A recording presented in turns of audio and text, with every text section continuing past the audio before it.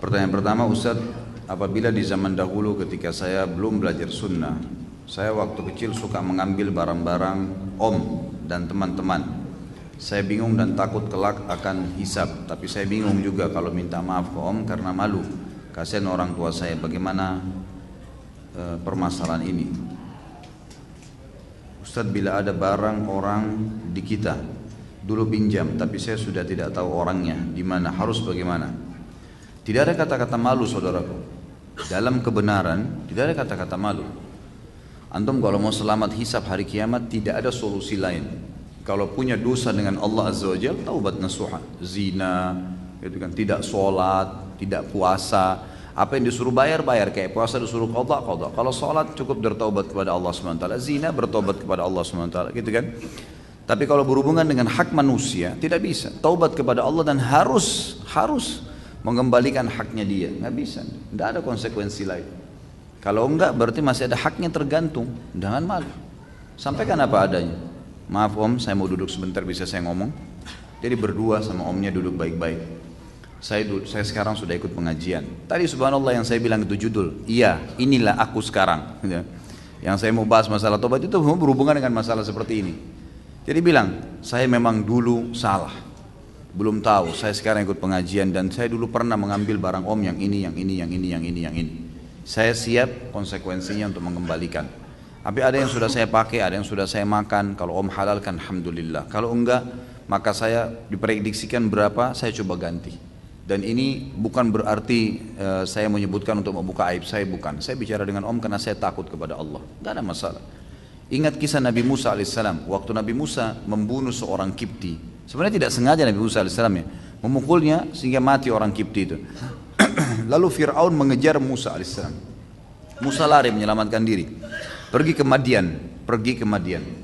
Madian ini sebuah wilayah cukup jauh dari Mesir. Ada Nabi Syuaib di sana. Lalu Musa AS menikah dengan anak Nabi Syuaib 10 tahun di sana.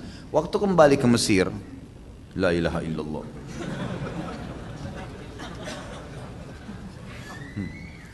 Baik. Waktu kembali dari sana, Fir'aun mengatakan, wahai Musa, kau ini udah membunuh, udah buat masalah, dulu pernah besar di tempat saya, sekarang tiba-tiba mau ngaku nabi. Musa AS mengatakan, benar, saya memang pernah melakukannya, tapi saya datang sekarang sebagai orang yang berbeda, diberikan wahyu oleh Allah. Bukan aib itu. Kalau orang pernah berbuat salah mengatakan itu, jadi bukan aib.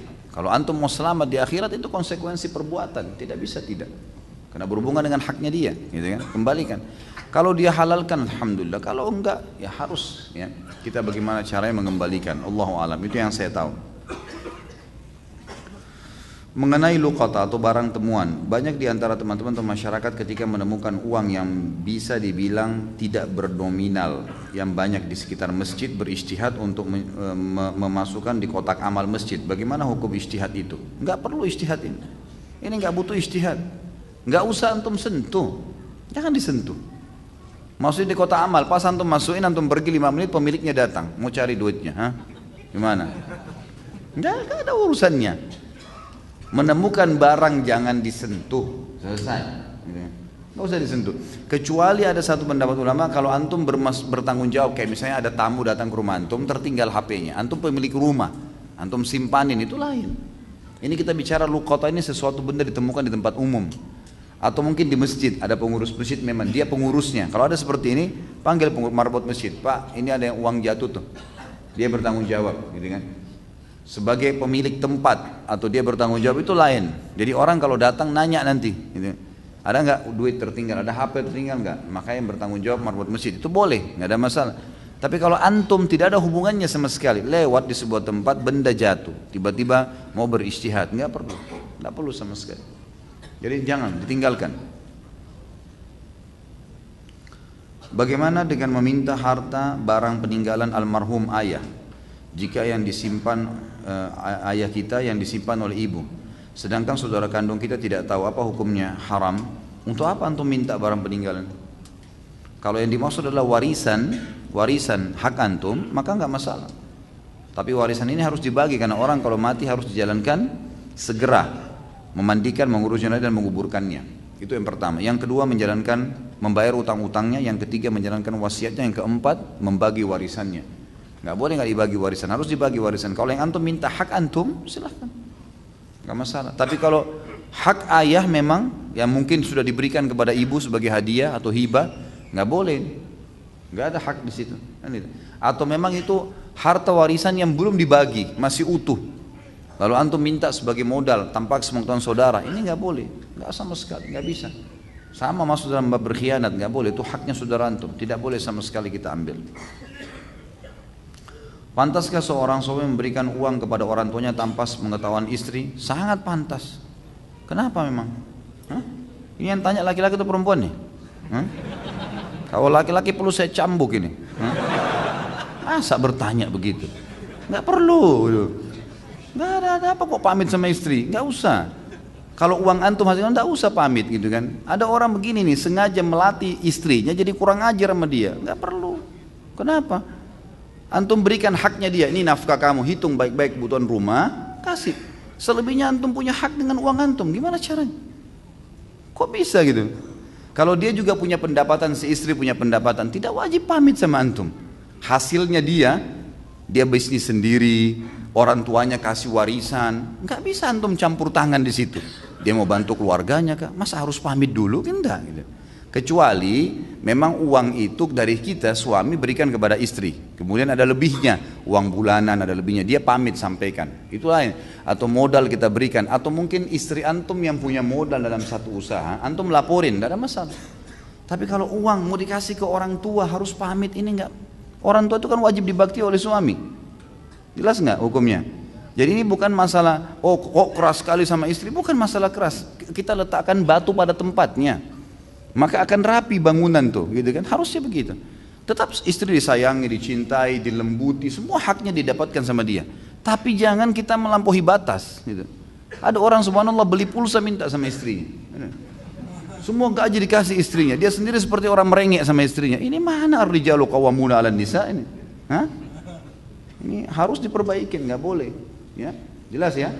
Pokoknya kalau dekat sama saya harus jadi jantan benar tuh, nggak bisa setengah-setengah. Bolehkah amil zakat mengambil dana zakat untuk membiayai dirinya sendiri hingga tingkat doktor atau S3? Kenapa ini? Ini aneh-aneh juga nih. Kenapa harus mengambil gitu? Nggak boleh akhi, ambil zakat dia kembali ke masalah dia ini instansi atau individu. Kita rincikan dulu. Kalau dia instansi, maka amil zakat secara global semua masuk di situ. Pengelola yayasannya, pegawai-pegawainya masuk dalam total amil zakat. Boleh dibagi, boleh diberikan gaji, boleh dibiayai, misalnya dipakai untuk biaya listriknya, biaya airnya, itu semua dibolehkan, tapi dari 1/8 harta.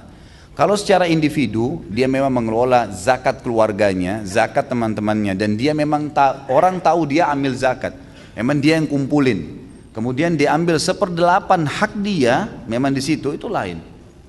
Allahu alam, itu yang saya tahu. Tapi kalau dari zakat yang dikumpulin itu tidak boleh. Zakat yang dikumpulin tidak boleh dia gunakan.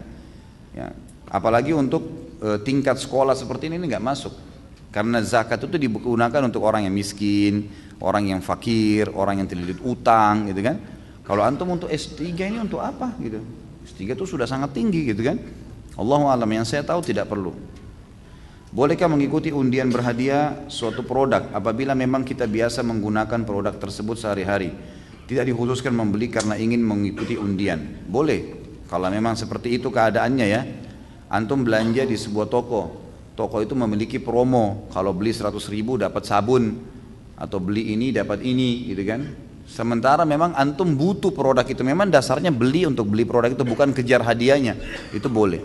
Tapi kalau ngejar hadiah undian sehingga akhirnya produk itu numpuk, tidak diperlukan, atau mungkin sudah mau expire pun dipaksakan, ini tidak boleh, ini haram hukumnya.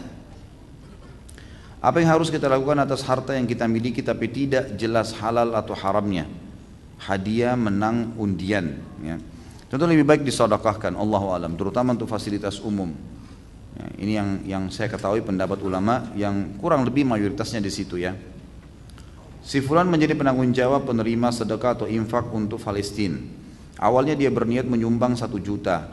Sudah terkumpul total 100 juta. Total sudah terhitung olehnya tapi belum disampaikan ke jamaah totalnya dan belum dikirim. Sesaat akan diumumkan dan dikirim. Si fulan tadi mendapati keperluan mendadak dan mengambil atau mengurangi infaknya 500 ribu. Dia ambil lalu diumumkan bahwa terkumpul 99.500.000 dan jumlah itu dikirim ke Palestina. Bagaimana hukum terhadap si fulan? Haram, haram, nggak boleh. Kembalikan tuh 500.000. Nggak ada hak antum di situ. Ini bukan zakat, ini bantuan untuk Palestina, saudaraku. Gimana caranya antum mau kasih orang susah di sana, antum masih ambil 500.000? Kerja ya akhi, jual nasi uduk, angkat batu, apa saja. Kenapa harus ambil dari sumbangan itu? Terlebih lagi antum tadlis nih. Tadlis itu membalik fakta, gitu kan? Sudah jelas 100.000 yang masuk, antum tidak iklanin 100.000, 99.500.000. Jadi memang itu kelihatan diambil. Nggak boleh. Ini namanya tadlis ya, penipuan. Nggak boleh. Kalau antum iklanin ini 100.000, 100 juta terkumpul. Saya akan kirim 99.500.000 untuk saya gunakan transportasi saya. Itu lain, orang yang nyumbang tahu, dengar, lain. Tidak ada tadlis, tidak ada penipuan. Mereka ridho, silahkan, nggak masalah. Tapi kalau enggak, saudaraku, jangan, bahaya sekali ini. Jangan antum masuk ke pintu itu ya. Karena ini sumbangan untuk saudara kita yang lagi susah, yang lagi menderita, terus antum sempat mengambil di situ, tuh nggak bisa. Ini terbuka pintu, semua sumbangan akan habis tuh, nggak bakal sampai ke orang gitu. Dan ini ada tadlis teman, ya, harus ditinggalkan, nggak boleh, dibayar kembali, serahkan ke Palestina.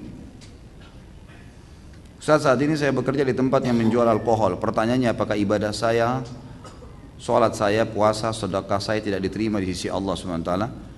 Kalau sholat antum, dirincikan ibadahnya. Kalau sholat sama puasa, diterima sama Allah. Asal antum memenuhi syarat dan rukunnya, kan gitu.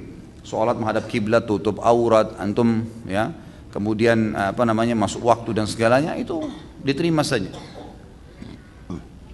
Kalau puasa juga begitu. Selama kita memenuhi rukun dan syaratnya diterima. Tapi sedekah nggak diterima. Sedekah dari uang haram nggak diterima, gitu kan? Di sini kalau antum bekerja di tempat yang menjual alkohol, berarti ada sumber haramnya, ada sumber haram. Maka sebaiknya antum jangan di situ, jangan ada di situ teman-teman sekalian.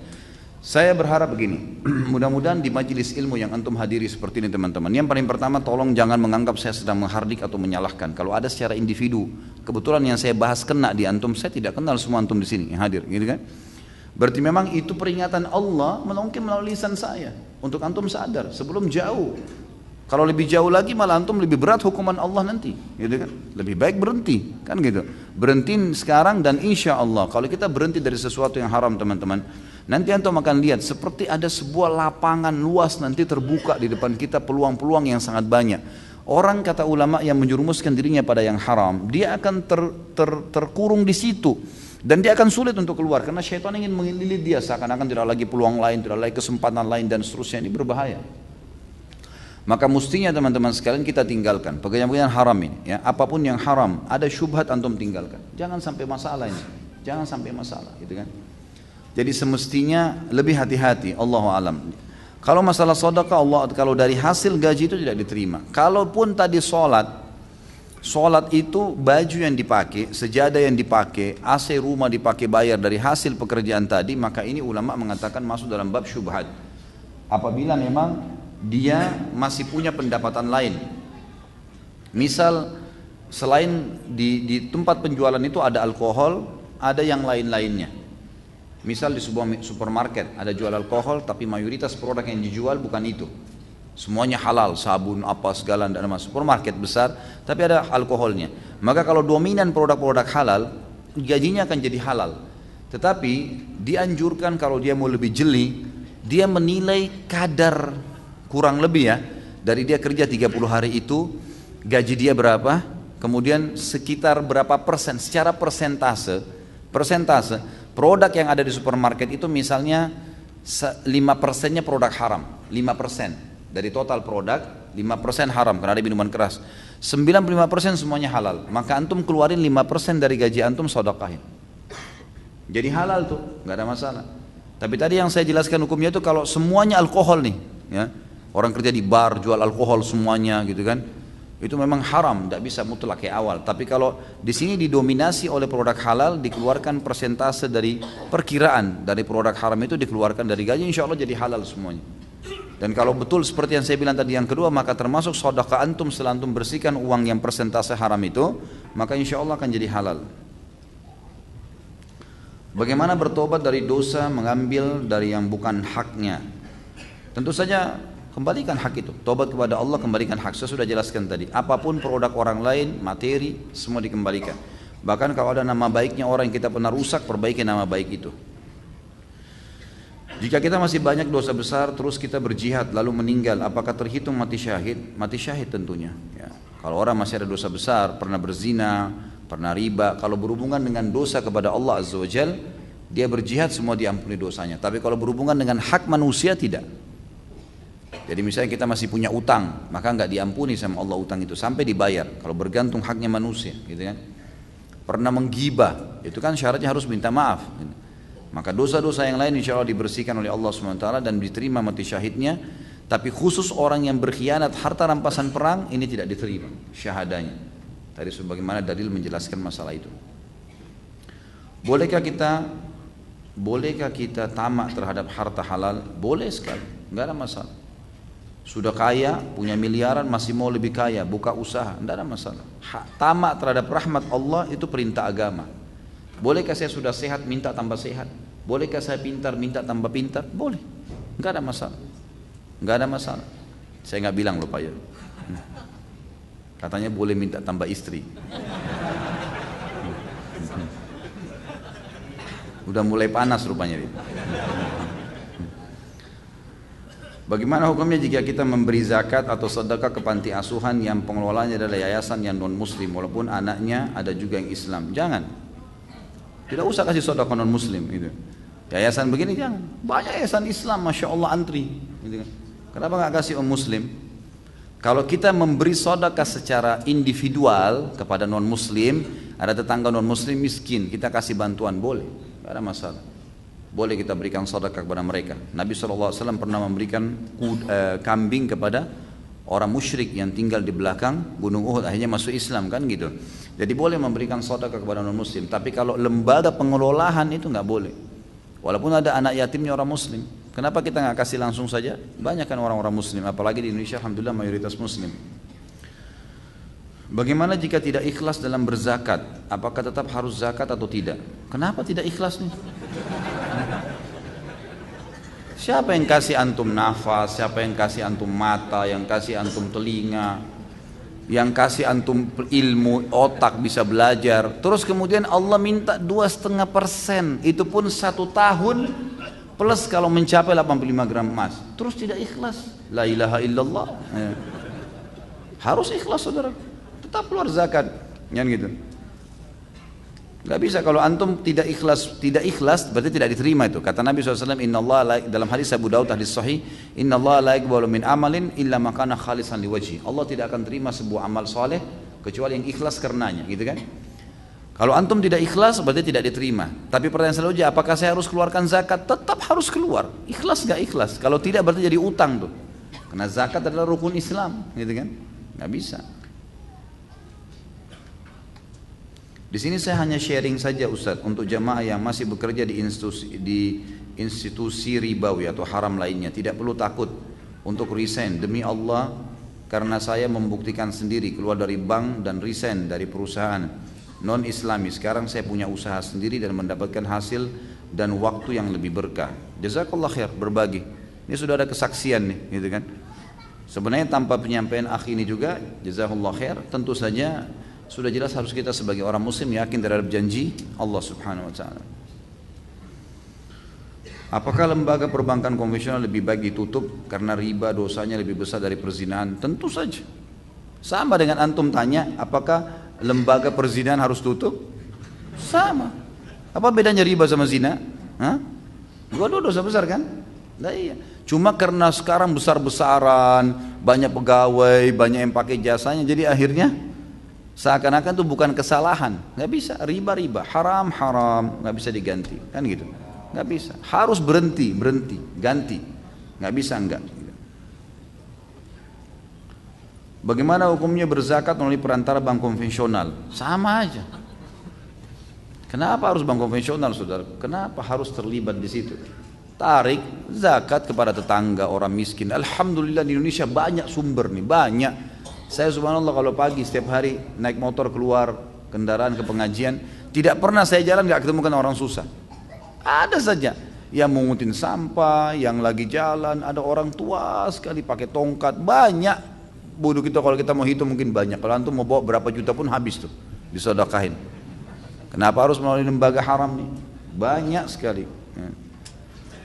Terkait zakat, bagaimana hukumnya Indonesia menerapkan pajak bukan zakat, dan bagaimana hukumnya jika negara punya hutang-hutang tidak sanggup membayarnya? Siapakah yang harus bertanggung jawab, pemerintah atau rakyat? Tentu saja idealnya adalah zakat, dan zakat itu sebenarnya kalau dimaksimalin akan sangat luar biasa efeknya. Cuman kita mungkin belum melihat ke arah situ ya. Semestinya zakat itulah yang dikumpulkan oleh pemerintah, kemudian zakat itu dikelola dari kaum muslimin.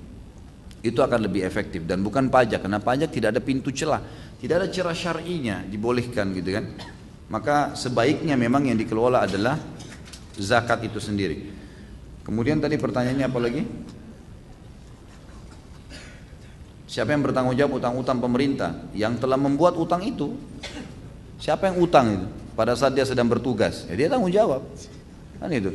Waktu dia menjabat jadi presiden, jadi menteri, jadi siapa, dia utang ya dia tanggung jawab. Dia siapa suruh dia utang, gitu kan? Tidak mungkin, rakyat apa dosanya? Apa salahnya kita coba? Nggak ada salahnya rakyat. Kok bisa rakyat yang disalahin? Gitu? Ya salah sendiri dia membuka pintu itu dia harus selesaikan. Dia harus bisa. Enggak, dia minta maaf ke masyarakat. Saya sudah membuka begini, akhirnya orang semua harus bayar, ya itu konsekuensinya.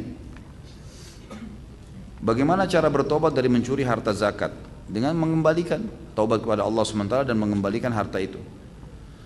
Bagaimana hukumnya memutar harta zakat menjadi investasi di suatu instansi, lalu setelah itu zakat tersebut baru dibayarkan? Bagaimana hukumnya harta yang dihasilkan dari perputaran zakat? Apakah boleh dimanfaatkan?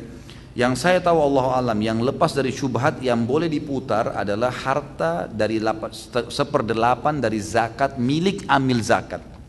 Karena tuh tadi kalau punya lembaga zakat kan ditarik tuh ya, 1/8 buat amil zakat. Misal terkumpul banyak 10 miliar misalnya, dibagi 8, 1/8-nya masuk kepada lembaga amil zakat. Itu antum mau investasikan, itu nggak ada masalah.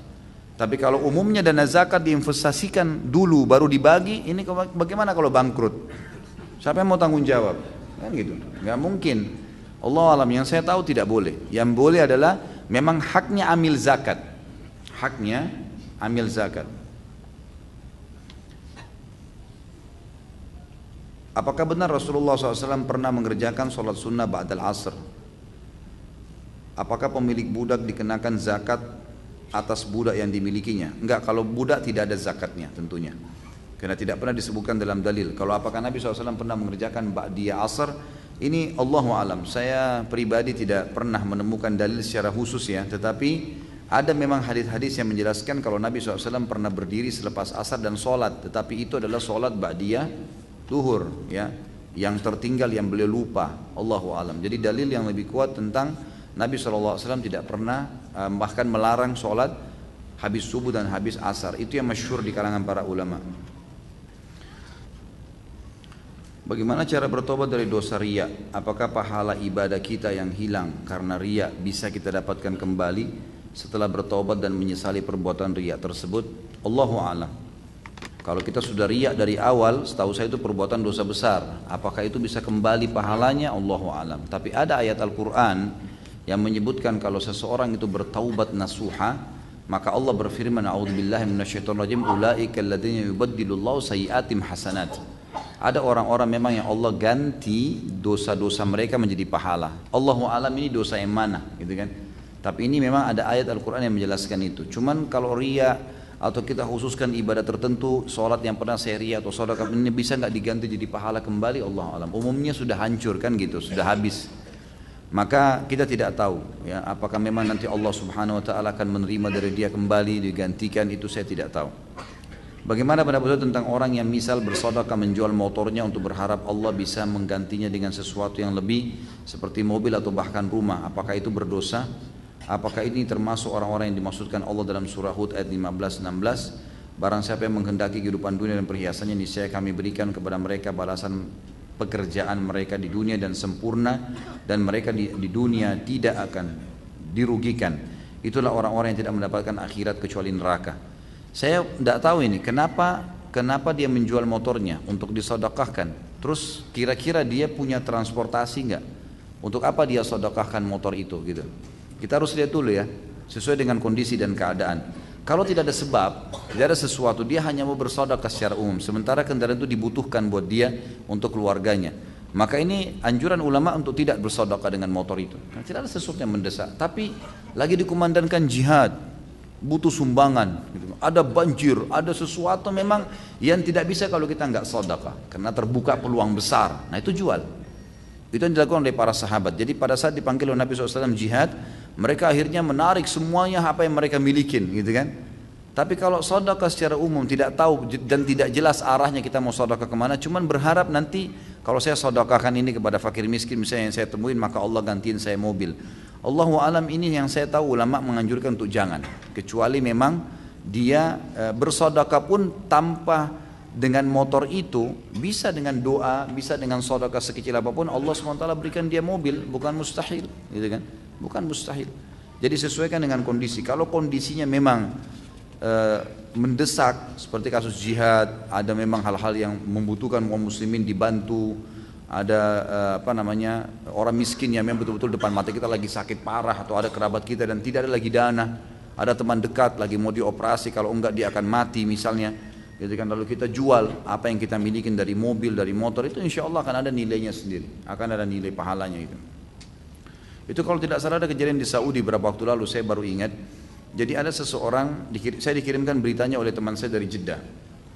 Semoga Allah jaga beliau.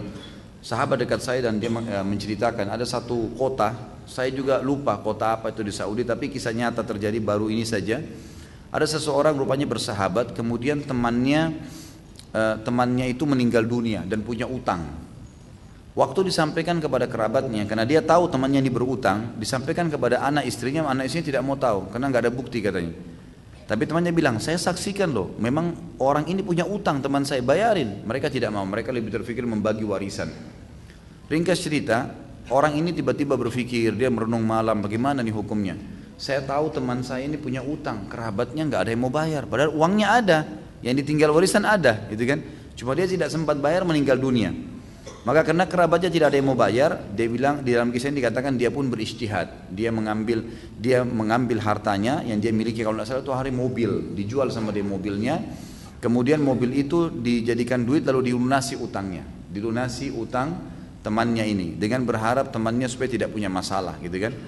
Maka dibayarkanlah utang tersebut, Ringkas cerita teman-teman sekalian, waktu dia bayar utang dengan hikmah Allah, kerabatnya rupanya pemilik piutang ini punya banyak kenalan. Lalu dia cerita kalau si fulan itu baik sekali, si fulan itu telah membayarkan utang temannya. Dan ini juga rupanya pemilik piutang tahu kalau orang ini, mereka punya hubungan semuanya, tahu kalau orang ini sebenarnya lagi tidak punya apa-apa dan itu mobil dia satu-satunya.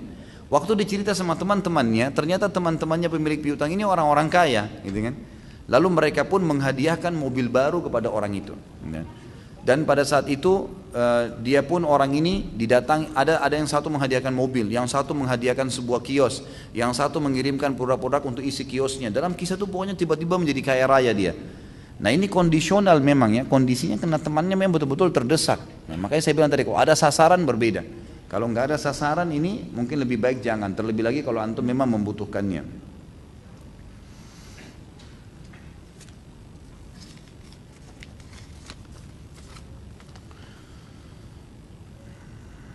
Jika seseorang yang kehilangan barang misalnya uang, tapi dia bagaimana jika seorang yang kehilangan barang misalnya uang, tapi dia mengikhlaskan uang tersebut, kemudian ada yang menemukan uang itu. Jika orang yang menemukan uang tersebut menggunakannya, apakah Allah SWT tetap mengadab orang tersebut? Iya. Innamal a'malu binniyat. Saya kasih contoh gini. Para ulama fikih memberikan gambaran, kalau ada orang laki-laki fasik, buruk misalnya, maksiat kepada Allah, dia lihat satu perempuan lewat nih, dia niat menzinai perempuan itu, memerkosa perempuan itu, lalu disergaplah perempuan tersebut lalu diperkosa sama dia. Ternyata setelah dia perkosa terlihat itu wajah istrinya. Misal yang dia perkosa tadi ternyata istrinya sendiri. Dosakah dia? Siapa yang punya jawaban? Dosa zina. Padahal itu istrinya sendiri, karena tadi niatnya zina. Bayangin. Faham hukumnya? Begitu memahaminya. Jadi dia niatnya bagaimana nih? Padahal itu istri sendiri loh, tapi sudah niat zina dari awal, maka tetap dosa zina. Allahu alam, seperti itulah. Jadi sama orang ini ya, kalau dia, saya kehilangan uang, saya ikhlasin. Orang yang mencuri uang itu tetap dapat dosa, walaupun saya ikhlaskan. Saya dapat pahala ikhlasnya, tapi dia tetap dapat hukuman karena curiannya. Pada pertemuan sebelumnya tentang menuduh wanita baik-baik berzina, bagaimana nasib Abdullah bin Abi Salul, si munafik, ketika Rasulullah SAW tahu bahwa dia yang menuduh Aisyah? Apakah dihukum rajam? Tidak tentunya, tapi dicambuk 80 jerah. Semua yang membuat fitnah, kedustaan, hukumnya dalam Islam dicambuk 80 jerah. Jadi Abdullah bin Abi Salul pun dicambuk 80 jerah. Semuanya yang terlibat pada saat itu, banyak yang terlibat ya. Mungkin ada waktu itu dicambuk puluhan orang yang kena dalam fitnah itu. Tapi saya tidak hafal semua namanya, tapi Abdullah bin Salul salah satunya dicambuk pada saat itu. Bagaimana ini karena satu kertas ya, jadi saya bacakan walaupun ada di luar tema. Bagaimana di zaman Rasulullah SAW ketika selesai azan maghrib dan isya, adakah waktu jeda untuk sholat sunnah sebelum iqamah atau langsung iqamah setelah azan? Setahu saya ada sholat sunnahnya, setahu saya. Bahkan sabda Nabi SAW jelaskan gitu, antara azan dan iqamah maghrib, kata Nabi SAW, maka seseorang sholatlah ya. Siapa yang mau 3 kali, Nabi SAW ulang-ulangi.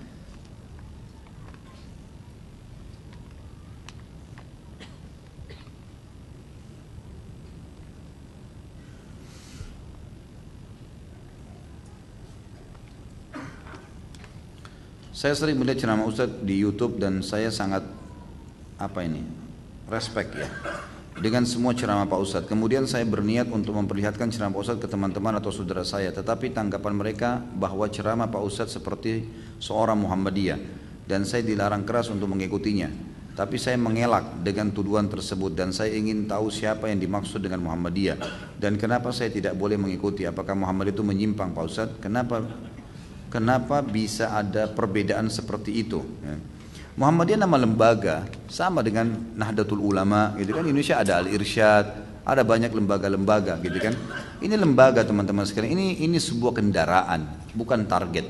Kalau kita sudah menjadikan lembaga-lembaga ini sebagai agama, maka akan jadi seperti itu. Kesannya ada aliran-aliran, dan ini tidak benar. Tidak ada aliran dalam Islam. Agama kita cuma satu, Tuhan kita satu, Nabi kita satu, kitab kita satu, kiblat kita satu, semuanya jelas sasarannya, gitu kan? Wahyu juga jelas, mana yang ayat, mana yang hadis Nabi SAW, dan hadis-hadis pun yang palsu sudah dijelaskan oleh para ulama. Tidak ada sesuatu yang membingungkan sebenarnya.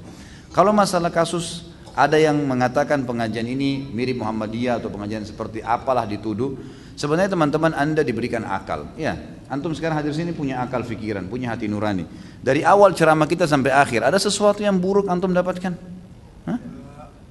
Ada sesuatu yang buruk? Cuma satu orang yang jawab nih. Atau ada ilmu, ada tambahan iman? Ya, kan kita bisa memilih itu.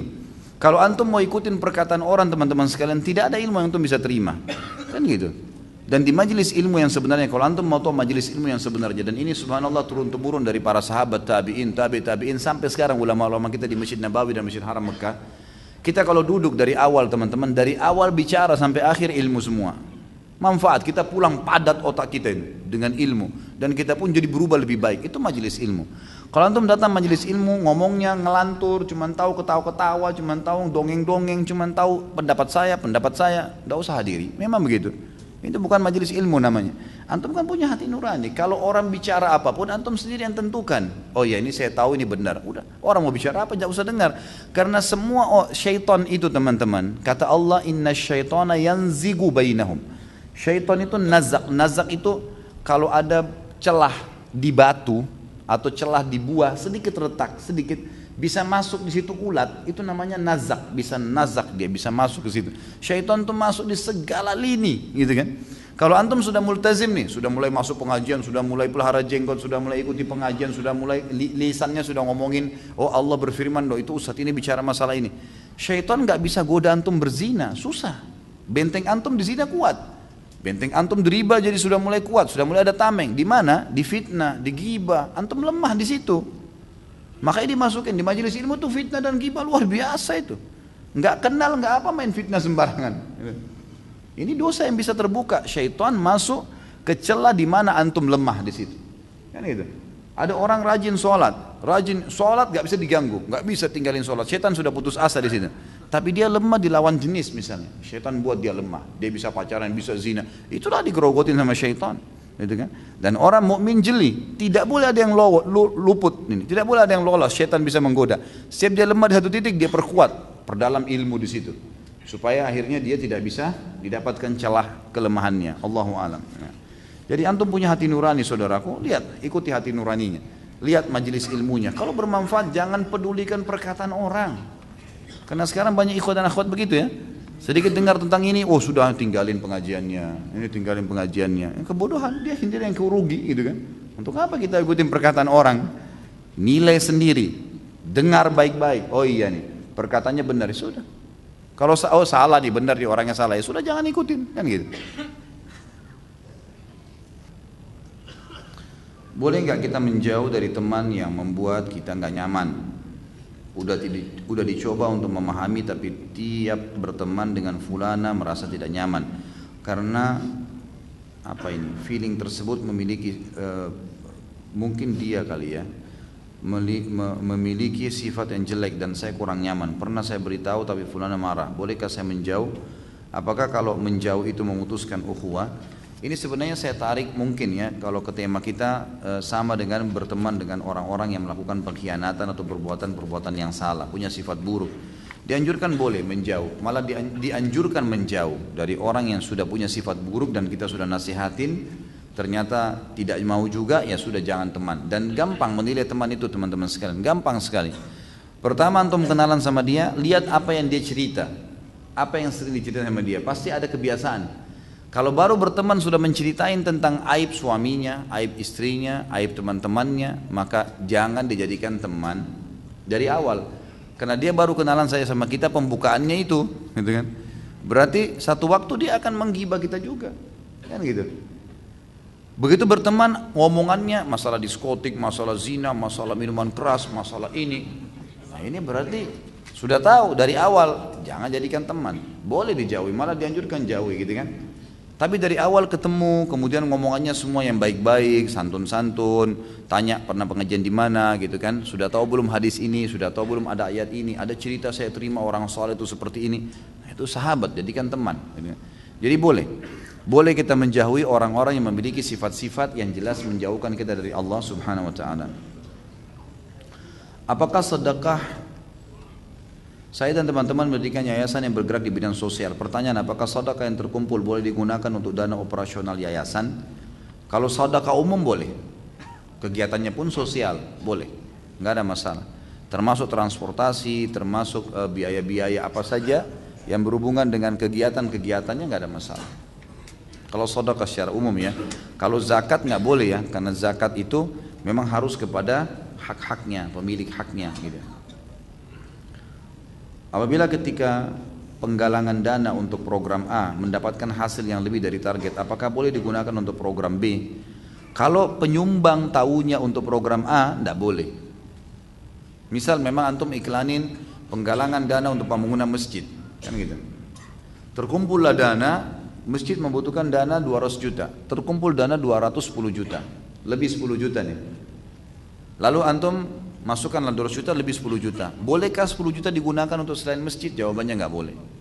Sampai antum mengiklankan di mana tempat antum kumpulin, atau antum melalui media sosial antum iklanin. Ini loh, dana untuk masjid yang kemarin masjid A 200 juta terkumpul 210 lebih 10 juta. Mau dialokasikan ke program ini. Apakah setuju? Gitu. Harus begitu. Namanya kegiatan sosial, nggak bisa enggak. Gitu. Harusnya begitu. Jadi memang harus diiklankan sehingga jelas. Nah, program B ini tanda tanya gitu. Lain kalau sedekah secara umum ya. Karena di sini kan ditulis program A, bolehkah program B? Tapi kalau sedekah secara umum kita buka kesempatan, siapa yang mau bersedekah silahkan. Ya. Saya kadang-kadang kalau ada yang menyerahkan ke saya uang, ini Ustaz, untuk apa ini? Saya tanya, kegiatan apa? Masjid, motor, pembagian buku, doa kah, Al-Quran kah, apa saja, pakaian muslim, ada sesuatu? Oh enggak, untuk umum Ustaz, apa saja di yayasan. Oke, baik. Nanti saya lihat maslahatnya di yayasan. Oh ternyata ada motor yang untuk dai kurang 5 juta, masukin dia ke situ. Oh ada sumur masih kurang 500.000 masukin ke situ. Jadi dipecah-pecah, dipretelin gitu kan. Karena dia kasih umum, kita bisa leluasa membaginya. Masuk dalamnya teman-teman yayasan butuh transportasi, ya dikasih transportasi. Jadi, itu tidak ada masalah. Juga masuk dalam program seperti ini, kalau yayasan sosial, contoh ya, kalau kita buat program, seperti yayasan yang saya buat, yang kita sering sebarkan, program untuk masjid misalnya, pembangunan masjid 3,5 juta per meter persegi. Sudah ditentukan oleh yayasan dengan tim-tim saya, ini akan seperti ini 3,5 juta. 3,5 juta per meter persegi ini memang sudah dimasukkan include pengawasan teman-teman yayasan di lapangan, makanannya, minumnya, transportasinya, bahan-bahannya semua sudah masuk gitu kan.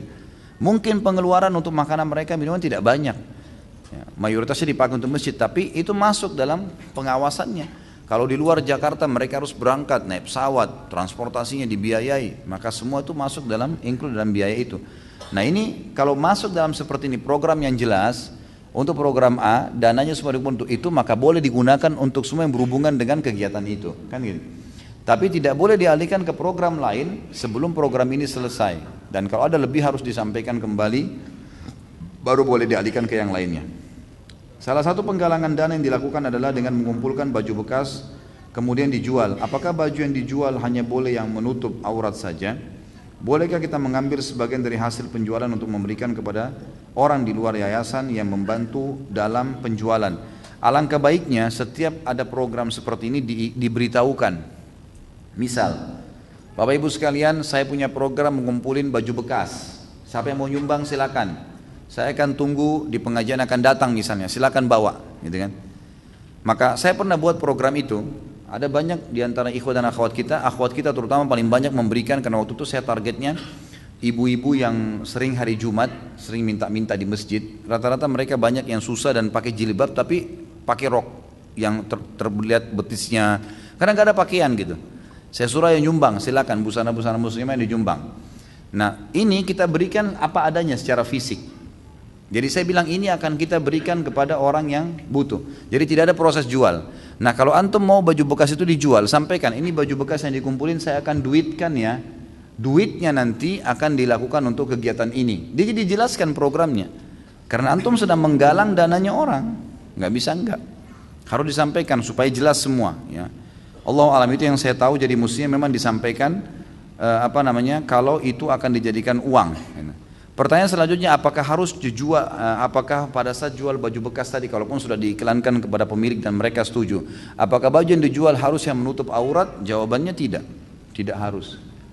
Menjual baju yang terbuka aurat sama dengan menjual TV, sama dengan menjual TV, sama dengan menjual mobil, karena dua-duanya semuanya bisa dipakai dalam hal yang baik dan yang buruk ya. Sekarang ada baju celana sama baju kaos. Kita mau berikan kepada seorang wanita. Kalau kita tahu dia seorang muslimah, dia tutup aurat, tapi dia orang susah, kita berikan pakaian dan titip pesan, Bu, ini saya kasih, tapi ini kan untuk pakaian rumah, bukan untuk dipakai keluar. Jangan dipakai keluar ya. Dia jelas kita tahu dia pakai jilbab ya, dikasih ini loh. Kita sudah tahu, insya Allah dia tidak pakai.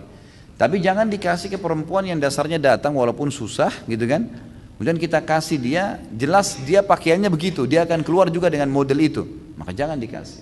Ya. Lebih aman lagi, teman-teman sekalian kumpulin baju busana muslim, itu lebih aman. Yang saya lakukan di yayasan, tolong Bapak Ibu sekalian yang punya baju bekas tapi busana muslim, kasih ke saya, kita akan alokasikan. Gitu kan.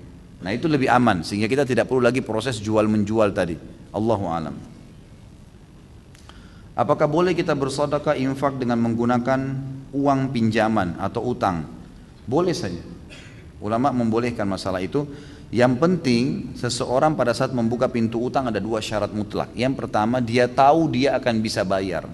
Dia tahu ada sumbernya. Misal gini, antum punya gaji, punya pendapatan akhir bulan, gitu kan? Cuman antum belum, sekarang ini lagi butuh mendesak, ada keluarga lagi sakit, ada teman lagi sakit, ada orang miskin tetangga lagi minta, antum butuh untuk bantu, sekarang tidak ada duit, pinjam uang, tahu nih akhir bulan akan ada gaji, nggak ada masalah, dan niat tahu sumbernya akan bayar. Yang kedua, memang diniatkan dari awal utang untuk membayar, karena ada hadis Nabi SAW, siapa yang utang niat membayarnya, Allah akan memudahkan. Dan siapa yang utang dari awal tidak niat membayar, maka Allah akan persulit dia membayarnya, kan gitu. Jadi jelas, makanya dua hal ini harus ada pada saat seseorang itu akan berhutang. Sama juga masuk dalamnya akikah ya, mau akikah anak, mau idul kurban, nah itu boleh antum utang. Asal syaratnya antum tahu ada pendapatan nanti bisa bayar tuh. Bukan memang cuman tebak-tebak, itu nggak boleh maksakan diri bersedekah pada saat memang kita tidak punya. Apakah hutang bisa mempengaruhi terhalangnya doa? Kalau doa tidak, Allahu alam. Kalau doa, karena tidak pernah ada dalil masalah itu. Tapi utang itu yang ada dalam hadis jelas dia akan kalau orang itu meninggal maka ruhnya akan bergantung antara langit dan bumi. Artinya Allah SWT tidak terima sampai utangnya terbayar. Dan kalau orang mati syahid akan diampuni semua dosanya kecuali utangnya. Jadi memang dia ada pengaruh-pengaruh terhadap hukum-hukum syar'i. Allahu a'lam. Saya ambil beberapa pertanyaan di sini yang keluar daripada tema. Mudah-mudahan keburu waktunya untuk baca. Bagaimana hukumnya ana tanpa sadar menggertak istri ana dengan kata cerai, lalu istri ana menjawab iya. Apakah itu sudah jatuh cerai padahal ana tidak bermaksud demikian? Kalau pengucapan lafadz jelas, saya ceraikan kamu, jelas bahasanya, jatuh tolaknya walaupun main-main. Karena kata Nabi SAW, jangan main-main di tiga hal, nggak boleh bercanda di sini nih. Ini masalah halal tidak halalnya kemaluan pasangan istri antum. Nggak boleh main-main, laki-laki kalimat talak. Nggak boleh main-main di nikah, nggak boleh main-main di cerai, nggak boleh main-main di rujuk. Tiga hal. Dalam yang makna hadis yang lain, nggak boleh main-main di pembebasan budak, gitu kan?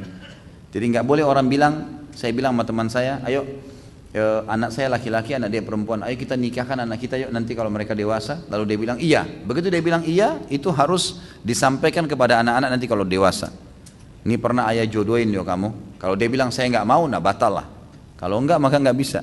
Atau kita dari awal batalin, maaf ya tadi saya ucapin itu salah tuh, kita batalin, tidak jadi. Nah itu baru batal, nggak bisa. Karena kalau enggak boleh nih, harus diizinkan.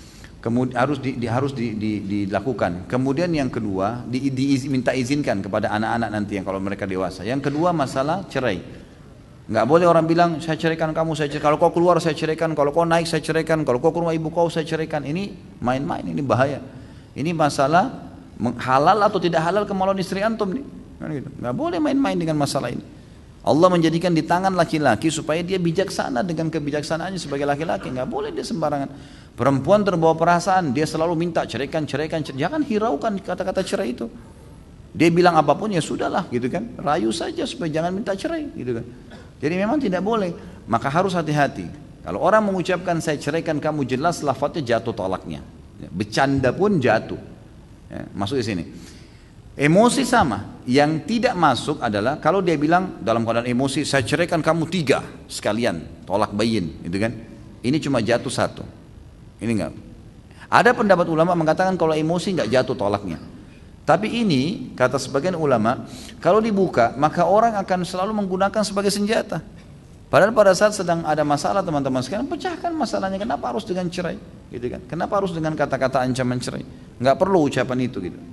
Allah alam, itu yang saya tahu.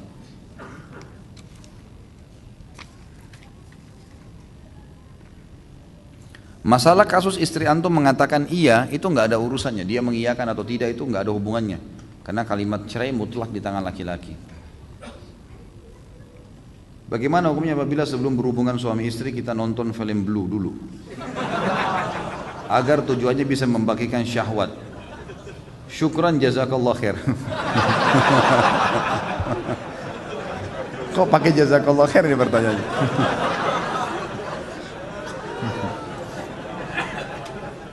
Ada saja yang hilangin ngantuk ya. Tidak boleh akhi, nggak boleh nonton begitu, gitu kan?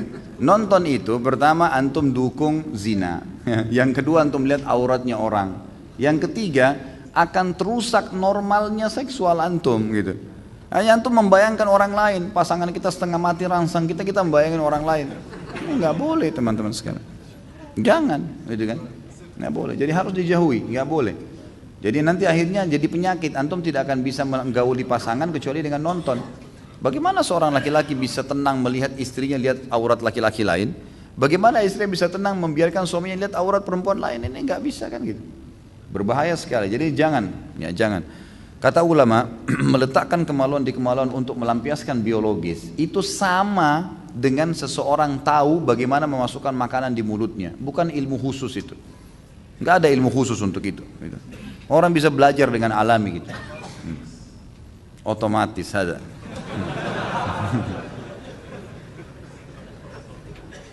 Bagaimana kiat-kiat agar bisa sholat tahajud dan ibadah-ibadah malam lainnya?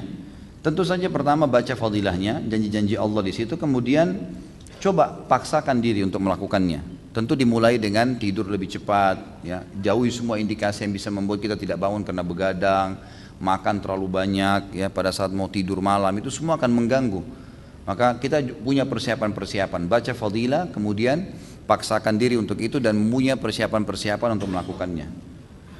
Apakah doa iftitah sholat malam dan tahajud beda dengan sholat wajib? Sebenarnya sama saja, doa iftitah ada banyak ya. Ada kalau tidak salah sekitar 13 macam doa iftitah. Boleh dipilih, yang mana saja, gak ada masalah. Sholat wajib atau sholat sunnah. Tapi Nabi SAW seringkali kalau malam membaca di doa iftitah, Allah Rabbu Jibril wa Mikail wa Israfil fatiras samawati wal ard. Anta tahkumu baina ibaduka fi makhtalafu fi ihdili makhtalafu fi minal haqqi bi'idnik innaka tahdi man tasha' ila siratal mustaqim. Itu yang sering beliau baca. Jadi kan yang saya tahu dalam lafaz salat malamnya, dalam iftitah. Tapi seringkali beliau juga meragamkan dengan doa-doa iftitah yang lain. Jadi teman-teman saya sarankan untuk tidak satu doa, tapi hafal beberapa doa. Karena menghafal beberapa jenis doa itu akan membuat kita tidak jenuh. Ya, bisa variasikan macam-macam doa-doa. Makanya semua doa sholat itu pasti banyak. Iftitah ada banyak, doa ruku ada banyak ya. Iftitah ada sekitar 13-an kalau nggak salah. Kemudian doa ruku ada sekitar 6 atau 7 macam. Doa i'tidal itu ada 4 atau 5 macam. Doa sujud juga begitu ada 7. Di antara doa sujud ada 4 atau 5 macam. Doa sebelum salam ada 23 macam doa. Banyak. Dan itu semestinya kita harus ragamkan gitu. Ana mempunyai seorang bibi kakak kandung dari ibu ana. Bibi ana ini ayahnya dan pamannya sudah meninggal. Dan bibi ana belum menikah sehingga tidak punya suami dan anak laki-laki. Beliau juga tidak punya saudara laki-laki. Secara syariat kepada siapakah kewajiban menafkahi bibi ana ini dibebankan? Apakah kepada seluruh keponakan laki-laki termasuk ana, atau jika salah satu keponakan laki-laki sudah menafkahi sudah cukup? Dan bibi ana ini saat ini kondisinya bekerja sebagai karyawati. Sebenarnya kalau tidak ada orang tuanya, kalau sudah tidak ada, saudaranya nggak ada, anaknya nggak ada, maka yang memiliki kewajiban adalah orang-orang yang terdekat dari kerabat ayahnya, dari kerabat ayahnya. Ya, kerabat ayah itu kayak paman dan anak pamannya, jadi sepupunya misalnya. Ini ponakan dari mana? Kalau ponakan dari jalur ayah, dia lebih pantas memberikan nafkah dibandingkan ya ponakan dari ibu, kan gitu. Ini hampir sama dengan wali pernikahan ya. Wali pernikahan itu yang kena hukum adalah semua yang berhubungan dengan ayah. Saudara kandungnya ayah, gitu kan? Kemudian keponakan anak dari saudara-saudaranya ayah, termasuk sepupu di sini dari jalur ayah, itu semua didahulukan. Bahkan sepupu itu didahulukan dari jalur ayah dalam pernikahan, didahulukan dari paman dari ibu. Gitu. Jadi jalur ayah yang kuat, maka dilihat jalur ayah itu yang mereka yang punya kewajiban-kewajiban untuk menafkahi. Tapi tentu saya sarankan teman-teman sekalian, kalau ponakan seperti ini lebih baik antum melakukan, antum yang memberikan sedekah itu, terlibat dari situ ya, karena itu adalah pahala yang besar. Apalagi kalau saudari ibu antum, namanya khala dalam agama. Kata Nabi SAW, al khala bimanzilatil tante dari ibu itu adalah posisinya seperti ibu. Apakah yang dimaksud dengan rukun qauli dalam sholat? Lalu rukun qauli ini berlaku untuk sholat berjamaah, sholat sendiri atau ketika menjadi imam sholat? Terima kasih Ustaz. Saya tidak tahu ini. Allahu a'lam, mungkin keterbatasan ilmu saya, rukun qauli saya tidak tahu. Ya. Ana saat ini bekerja sebagai karyawan. Alhamdulillah pekerjaan halal, insya Allah yang menjadi ganjalan. Halal insya Allah. Yang menjadi ganjalan adalah lingkungan kantor di mana orang-orangnya jika sedang ngobrol bercampur antara yang boleh dan tidak boleh. Kemudian terjadi ikhtilat dan banyak wanita yang tidak memakai hijab. Di sisi lain ada pekerjaan menjadi guru, bimbingan belajar Islam, ataupun sekolah sunnah yang menawarkan lingkungan Islami namun gajinya lebih kecil. Apa yang harus saya lakukan dengan keadaan ini dalam timbangan syariat? Tentu saja yang nomor satu didahulukan adalah sumber pendapatannya dulu. Gaji antum halal atau tidak? Pekerjaan perusahaan itu halal atau tidak? Kalau masalah kasus ikhtilat itu antum masih bisa menghindar. Tidak usah ngobrol-ngobrol di situ, gitu kan? Kan selesai. Kalau orang lagi ngobrol-ngobrol hal-hal, jangan ngobrol-ngobrol. Atau antum bisa hidupkan suasana pengajian di kantor, ya, sehingga mereka hadir, gitu kan? Ada beberapa kantor saya bina di Jakarta ini yang alhamdulillah akhirnya dari awal tidak ada hijab malah sampai ada hijab. Kemudian dari awal tidak faham jadi faham, walaupun hanya sekarang sebulan sekali, tapi alhamdulillah bisa berjalan gitu. Dengan bergeraknya 1-2 orang ikhwah saja di situ, akhirnya teman-teman jadi faham, jadi ada jarak, jadi maksudnya mereka jadi bisa memahami mana syariat, mana yang dibolehkan, mana yang tidak dibolehkan. Gitu. Kalau sumbernya halal maka nggak ada masalah, pertahankan saja. Ya, kalau memang antum lihat sumber kebutuhan antum lebih besar di situ. Tapi kalau seandainya memang ternyata itu mengganggu secara kejiwaan, nggak bisa terlepas. Seperti misalnya ada banyak wanita di situ yang fasikah, yang tidak paham agama, datang main teplok saja, main ngobrol, main duduk, main ini, main sekarang. Malah kita sering diolok-olok gitu kan, sering sengaja digangguin supaya terjadi pelanggaran-pelanggaran agama. Maka antum pindah, jangan. Ya. Kalau terjadi fitnah, jangan di situ. Gitu kan. Tapi yang paling pertama lihat sumbernya dulu, lihat sumbernya. Kalau sumbernya haram mutlak antum harus pindah. Kalau sumber pendapatannya yang jadi gaji nanti halal, tinggal masalah lingkungan, antum berusaha menghindar saja semaksimal mungkin. Kalau lingkungan juga mengganggu, baru antum pindah ke lingkungan yang tadi yang lebih baik. Celana fantalun atau celana bahan yang biasa digunakan ke kantor itu dilarang. Apakah itu dilarang walaupun sudah dipotong di atas mata kaki? Karena Anda pernah membaca artikel yang mengatakan celana jenis bahan tersebut mengikuti tradisi orang kafir. Allahu alam, yang saya tahu tidak ada masalah. Enggak ada masalah. Intinya tidak ngepres, bukan bahan yang membentuk badan. Kalau kain itu tidak ada masalah sama sekali. Masyayikh, banyak ulama-ulama kita kalau berangkat keluar dari Saudi, mereka menggunakan celana gitu kan. Dan itu tidak ada masalah karena yang dimaksud dengan libasut taqwa dalam ayat, pakaian bertakwa adalah pakaian yang tidak membentuk aurat gitu kan. Jadi tidak ada masalah, setahu saya tidak ada masalah. Kalau bukan bahan kain begitu, lalu antum mau pakai apa? Bahan jeans juga nanti dipermasalahkan gitu kan. Maka secara otomatis Allah alam, yang saya tahu tidak ada masalah. Belum pernah saya temukan pendapat ulama yang melarang kain seperti itu, ya, jenis kain itu, kecuali sutra yang dilarang. Saya pernah mendengar ceramah Ustaz tentang mendapat keturunan, salah satunya dengan terapi ruqyah secara syar'i. Apakah terapi ruqyah secara syar'i tersebut dengan orang yang ahli bisa menghilangkan? Lalu bagaimana dengan keutamaan masuk surga tanpa hisab? Tentu saja ya, ruqyah itu belajar dari ahlinya, dari orang-orang yang tahu, yang faham agama, yang tahu bagaimana Nabi SAW mengajarkannya, maka dipelajari. Dan itu banyak sekali memang kasus. Kalau antum sudah berobat secara medis tidak jelas, maka ruqyah. Jelas banyak orang hamil alhamdulillah setelah itu punya anak gara-gara ruqyah. Kalau masalah hadis yang masuk surga tanpa hisab sudah sering saya jelaskan ini. Ini tentu ada ulama yang saya Allah alam pribadi cenderung dengan pendapat itu, yang mengatakan yang dimaksud, yang difahami hadis ini 70.000 orang yang masuk surga tanpa hisab dari umatku adalah orang yang tidak bertato, tidak bertatayur. Tatayur itu menggantungkan nasib pada benda. Kayak pernah saya jelaskan, tangan kanan gatal mau dapat duit, tangan kiri mau keluar duit atau apalah. Ya. Itu semua tatayur, nggak boleh. Kemudian setelah itu dikatakan dan mereka yang tidak minta ruqyah dan mereka yang bertawakal kepada Tuhan mereka. Di sini ada ulama hadis yang memberikan gambaran dari pendapat yang saya pegang ini. Mereka mengatakan, coba direnungi baik-baik. Setelah Nabi SAW sebutkan pelanggaran ya, bertato pelanggaran, tatayur pelanggaran, kemudian masuk dan tidak minta ruqyah.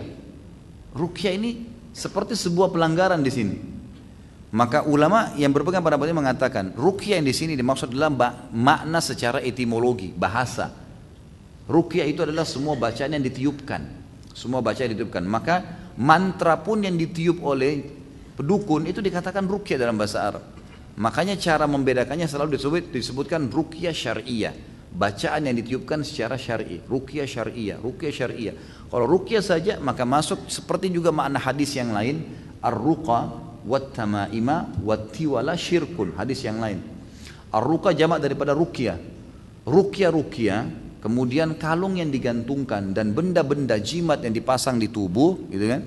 Itu adalah perbuatan syirik. Bagaimana kita memahami sini ruqyah ada perbuatan syirik? Ternyata ruqyah secara etimologi, bahasa. Ditemukan juga dengan hadis-hadis yang sahih tentang masalah doa-doa yang Nabi SAW ajarkan masalah ruqyah. Bagaimana Nabi ajarkan doanya lalu dilarang ruqyah? Karena itu nggak mungkin. Makanya di sini secara etimologi teman-teman sekalian. Jadi tidak ada hubungannya. Antum kalau sakit minta ruqyah gimana? Mau berobat gitu kan? Itu jadi tidak ada masalah. Allahu a'lam. Itu yang saya tahu.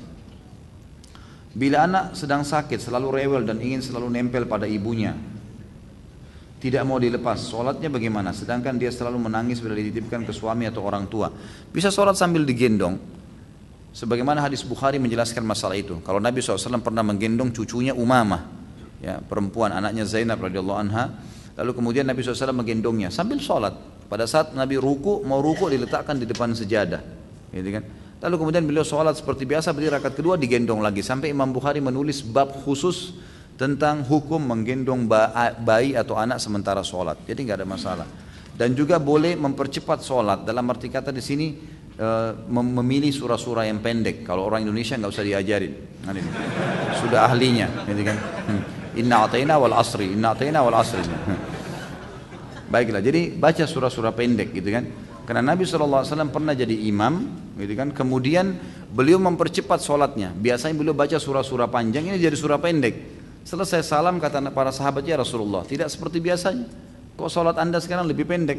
Kata Nabi SAW, tadi saya dengar tangisan bayi di saf perempuan. Maka saya mempercepat sholat saya, khawatir ibunya terganggu gara-gara itu. Itu adabnya memang. Dan itu. Jadi ini bisa dilakukan, Allah alam.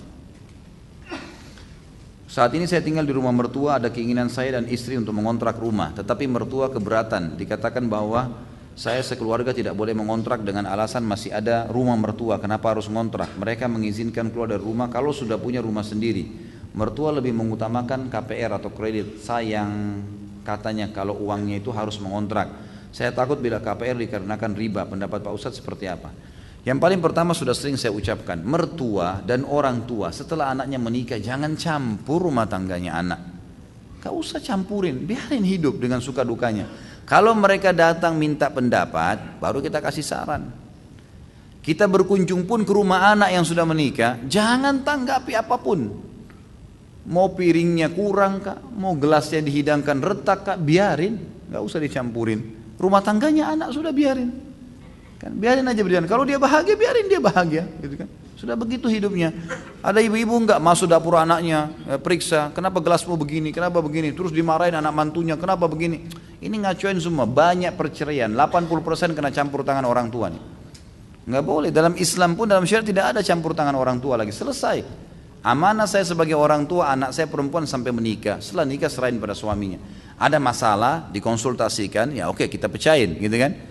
Tapi kalau tidak ada apa-apa lalu kita campurin, jangan. Termasuk masalah pindah rumah sendiri, biarin hidup sendiri, gitu kan. Jangan dipaksain, nggak boleh semestinya. Mestinya memang antum dan istri sepakat untuk berbicara masalah itu kan. Bahwasanya kami harus ngontrak ya, supaya kami bisa lebih dewasa atau dekat dengan tempat kerja. Kami akan selalu datang tiap hari lah. Kalau mau nunggu untuk KPR di bank, untuk ini butuh uang muka, butuh ini, ataupun kalau masuk ke bank nanti ada riba dan susah, berargumen lah untuk menyampaikan, gitu kan. Dan antum tidak berdosa kalau keluar dari rumah itu, tidak berdosa. Bukan saya larang membangkang durhaka, bukan, tapi memang punya hak. Anak mantu bisa mengajak. Antum kalau laki-laki sekarang ini istri tinggal di rumah mertua, ini istri, ini orang tuanya istri kita, kita boleh mengatakan saya harus keluar, gak bisa enggak, gitu kan. Untuk mandiri itu jauh lebih baik. Allahu a'lam. Apa hukumnya merokok? Ini Pak Yoyo sudah tahu, bukan saya, sudah sering ditanya. Sahkah sholat kita apabila imam sholat berjamaah masih merokok? Sudah dijelaskan, gitu kan. Rokok haram, haram, nggak boleh merokok. Jangan merokok, sudah. Semua dokter, semua ulama, semua pemerintah nolak. Coba, apalagi mau argumen lebih kuat daripada itu? Ditulis, pemerintah tulis rokok bisa membunuhmu. Mau nunggu apa lagi kata-katanya? Saya nggak tahu ini merokok membaca atau nggak baca. Gitu. Jelas-jelas tulisannya masih dilakukan. Nggak boleh, haram. Gitu. Bagaimana hukumnya imam perokok? Kalau sholat, kalau ada imam lain pindah di tempat lain. Kalau nggak ada dan antum memang tidak punya imam lain, memang harus dan imam tempat itu, maka ulama mengatakan hukumnya masih boleh. Asal memang dia bukan merokok sambil sholat, gitu kan? Loh iya, Memang dia merokok di luar sholat, dia kan sama dengan orang berbuat dosa di luar sholatnya. Lalu dia sholat, dia ikutin rukun-rukunnya semua syaratnya, sahkan sholatnya, gitu kan? Maka selama dia di luar sholat itu lain, tapi dalam sholat nggak boleh. Cuma kalau masih dapat imam lain, alhamdulillah lebih baik. Adakah tanda-tanda jelas kalau ada dosa yang belum terampuni Allah? Kalau yang ulama simpulkan dalam ilmu tazkiyatun nafs, dalam materi mensucikan jiwa teman-teman sekalian adalah tidak khusyuknya seseorang dalam ibadah. Jadi antum masih malas ibadah, tidak khusyuk, tidak pernah bisa menangis, ya. Itu semua adalah hal-hal yang masih berarti menandakan masih ada dosa yang mengganjal. Antum perbanyak istighfar, ya. Itu Allahu alam yang hampir disepakati ulama. Kalau tanda-tanda lain saya tidak tahu. Ini sudah sering ditanya, apakah kedua orang tua meninggal, Rasulullah SAW meninggal dalam keadaan kafir? Kan sudah kita jelaskan, hadis riwayat Imam Muslim, hadis sahih. Ini bukan perkataan saya. Nabi SAW pernah datang ke sebuah wilayah namanya Rabwah, di sekitar dekat Mekah, 80 kilo kurang lebih dari Mekah. Lalu Nabi SAW terisak-isak menangis, seperti orang yang sedih sekali. Lalu Umar mengatakan, ya Rasulullah, saya tidak pernah melihat anda menangis seperti ini sebelumnya, gitu kan? Kuburan siapa ini? Kata Nabi SAW, ini kuburan ibuku ya hai Umar. Aku memohon kepada Allah agar menziarahi ibuku, aku diizinkan, dan aku memohon kepada Allah untuk beristighfar, untuknya aku tidak diizinkan. Tidak boleh beristighfar untuk orang yang kafir, gitu kan? Berarti menandakan ibu Nabi SAW yang meninggal seperti itu. Kemudian ayahnya, riwayat Imam Muslim juga, ada seorang sahabat pernah bertanya, ayahnya meninggal dalam keadaan musyrik di Mekah. Ya Rasulullah, di mana ayah saya? Surga atau neraka? Kata Nabi SAW, di neraka. Hukum Allah jelas gitu. Lalu dia marah, dia keluar. Nabi SAW suruh panggil, ditepuk dadanya sambil Nabi mengatakan, ayahku dan ayahmu di neraka, dua-duanya. Ini jelas penyampaian Nabi SAW, bukan perkataan saya. Jadi jangan sampai gara-gara ini kemudian ada orang cuma egonya, lalu mengatakan, ah masa sih, ah nggak mungkin dan seterusnya. Gimana nggak mungkin? Hukum Allah kok itu, penyampaian Nabi SAW sendiri. Kalau kita menghormati Nabi SAW, kita harus menerima statement beliau. Kalau mau sedih, Nabi SAW lebih sedih mestinya, gitu kan? Tapi kita lebih mencintai Nabi SAW dari segalanya. Ini statement beliau. Dan kita kalau orang tuanya dalam keadaan Islam, tentu kita lebih junjung tinggi, kan gitu. Dan ada nabi-nabi sebelum Nabi Muhammad SAW seperti Ibrahim, ayahnya Azar meninggal dalam keadaan kafir. Nabi Nuh istrinya sama Nabi Lut juga istrinya, gitu kan. Jelas meninggal dalam keadaan kafir. Jadi tidak bisa dijadikan sebagai sebuah tolak ukur ego kita saja. Saya tinggal di tengah-tengah masyarakat dari ahli bid'ah, yang saya takutkan kalau saya meninggal nanti saya dikubur dengan ritual bid'ah. Bagaimana Ustaz? Bid'ah ini harus difahami teman-teman sekalian. Ada bid'ah yang mukaffirah, ada bid'ah yang sampai pada kekufuran. Seperti misalnya bid'ah orang melakukan ritual-ritual seperti menganggap ada jimat bisa memberikan manfaat, pohon keramat, mengambil tanah kuburan, dan ini bid'ah yang bisa bawa pada kekufuran nih. Nabi SAW tidak pernah contohkan, sahabat tidak contohkan, lalu kemudian dia lakukan, dan bisa bawa pada kekufuran. Ini benar bid'ah mukaffirah. Kalau antum nasihatin dia nggak mau dengar, ini antum hajar namanya. Hajar itu ditinggalkan orang itu, jangan diajak teman gitu loh, karena berbahaya. Kalau bid'ah yang bukan mukaffirah, bid'ah yang dikeluarkan oleh sebagian ulama statement bid'ah, tapi masih ada dalil di situ, kunut atau enggak kunut, kerasin basmalah atau enggak, gitu kan? Masih ada khilaf di situ. Masalah itu, gitu ya. Maka masalah ini teman-teman sekalian tidak bisa divonis langsung bid'ah secara spontan. Ya, menggerakkan jari di tasyahud. Syekh Albani mengatakan hadisnya lemah. Syekh Bin Baz mengatakan hadisnya benar. Hasan bisa dipakai. Ada sebagian ikhwah yang berpegang pada pendapat Syekh Albani langsung memvonis orang kalau gerakin jari ini nggak bisa, ini salah nih. Matanya nyorot dan seterusnya. Kenapa, akhi? Masih khilaf, masih ada dalil. Kan gitu. 4 imam dari Imam Malik, Imam Abu Hanifah, Imam Syafi'i, dan Imam Ahmad diakui secara internasional, dan seluruh ya ulama ahli sunnah ini 4 mazhab diakui. Kita harus tahu ini ya, karena banyak sekarang penuntut ilmu dia berpegang pada satu mazhab, kemudian dia menolak mazhab yang lain. Kalau antum berpegang silahkan, antum jalani satu mazhab, misalnya Syafi'iyah, Hanabilah, atau Malikiyah, atau Hanafiyah, silahkan. Tapi teman-teman sekalian jangan salahin mazhab lain, karena 4 ini diakuin, gitu kan? Kalau antum pergi ke negara-negara seperti Turki, mereka satu negeri itu semuanya Hanafiyah, semuanya. Antum akan heran kalau sholat Jumat dengan mereka.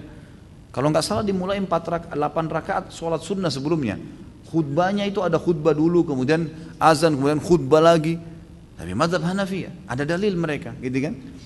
Mungkin kalau dalil antum lebih kuat ya alhamdulillah, tapi jangan vonis itu salah karena ada dalil. Dan 4 ini diakuin teman-teman sekalian. Ini penting ini.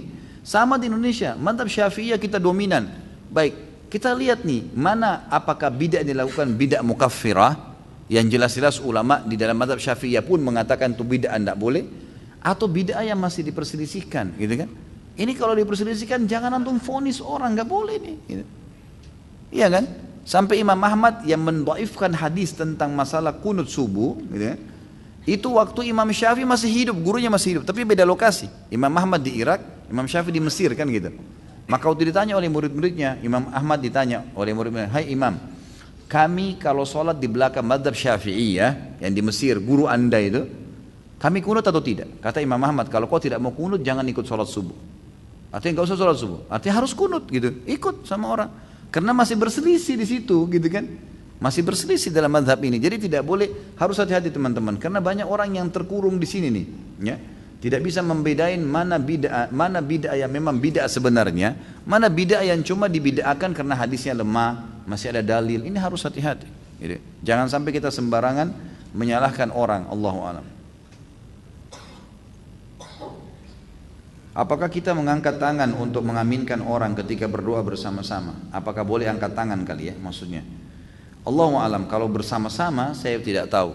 Karena saya tidak pernah temukan dalil adanya bersama-sama lalu mengangkat tangan. Tetapi mengaminkan itu sudah umum. Sudah umum gitu kan?